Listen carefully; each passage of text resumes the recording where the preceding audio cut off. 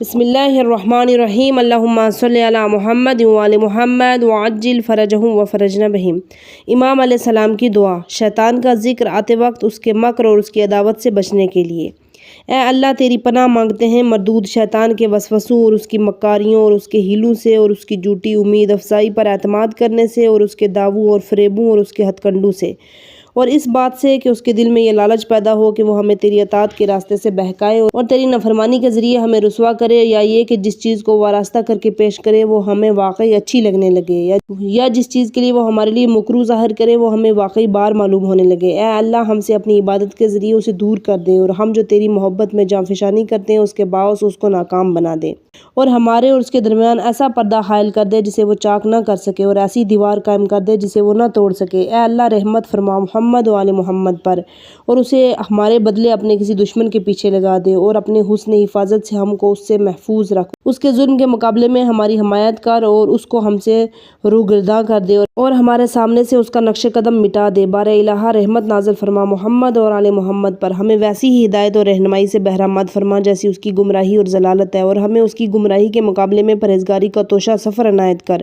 اور اس کی پرہلاکت کے برخلاف ہمیں تقوی کے راستے پر چلا۔ پروردگار اس کو ہمارے دلوں تک راہ نہ دے، اور ہمارے پاس میں اس کو گر کرنے کا ٹھکانہ نہ دے۔ اے اللہ وہ جس باطل کو بھی اچھا بنا کر ہمارے سامنے لائے اس کی ہمیں پہچان عطا کر، اور پہچان عطا کرنے کے بعد ہم کو اس سے بچا، اور ہمیں خود اس کو فریب دینے کی بصیرت سے نواز، ہمیں الہام فرما، اور وہ بات جس سے ہم اس کے مقابلے کی تیاری کریں وہ خواب غفلت سے اور جس کی طرف جھکنے کا سبب ہو، ہمیں ہوشیار کر دے، اور اپنی توفیق سے اس کے مقابلے میں ہماری مکمل نصرت فرما۔ اے اللہ ہمارے دلوں کو اس کے عمل سے ناپسندیدگی کے جذبے سے بھر دے، اور اس کی تدبیروں کا توڑ کرنے میں ہم پر لطف فرما۔ اے معبود رحمت فرما محمد وعلی محمد پر، اور شیطان کے تسلط کو ہمارے اوپر سے مٹا دے، اور ہم سے اس کی امیدیں قطع کر دے، اور ہمیں گمراہ کرنے کے شدید لالچ سے اسے باز رکھ۔ اے اللہ رحمت نازل فرما محمد وعلی محمد پر، ہمارے آباء و اجداد، ہماری ماؤں، ہماری اولادیں، ہمارے گھرانے والے، ہمارے عزیز رشتہ دار اور ہمارے پڑوسیوں میں سے جو بھی مومن ہوں ان سب کو اس کے شر سے بچانے والی محکم جگہ، حفاظت کرنے والے قلعے اور بچاؤ کرنے والی پناہ گاہ میں رکھ،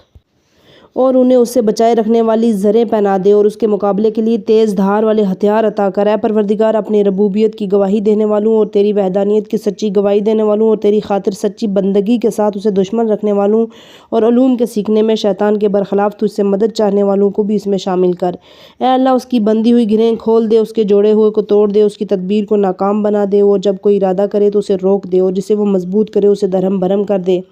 معبود اس کے لشکر کو شکست دے، اسے مکر و فریب کو ناکارہ بنا دے، اس کے مکر و فریب کو ناکارہ بنا دے، اس کی پناہ گاہ کو منہدم کر دے، اس کی ناک رگڑ دے۔ پروردگار ہمیں اس کے دشمنوں کی صف میں شامل کر، اور اس کے دوستوں کے علاوہ اور اس کے دوستوں کے گروہ سے علیحدہ کر دے، تاکہ وہ ہمیں بہکائے اور ہم اس کی پیروی نہ کریں۔ جب ہمیں پکارے تو ہم اس کی آواز پر لبیک نہ کہیں، جو ہمارا کہنا مانے ہم انہیں ان سے دشمنی کرنے کا حکم دیں، اور جو ہمارے منع کرنے سے باز آ جائے ہم اسے اس کی پیروی کرنے سے منع کریں۔ اے اللہ رحمت نازل فرما محمد وعلی محمد پر، اور جو نبیوں کے خاتم رسولوں کے سردار ہیں، ان کے اہل بیت جو طیب و طاہر ہیں، اور ہمیں اور ہمارے عزیزوں اور ہمارے بھائیوں اور تمام مومنین مومنات کو اس چیز سے پناہ میں رکھ جس سے ہم نے پناہ مانگی ہے،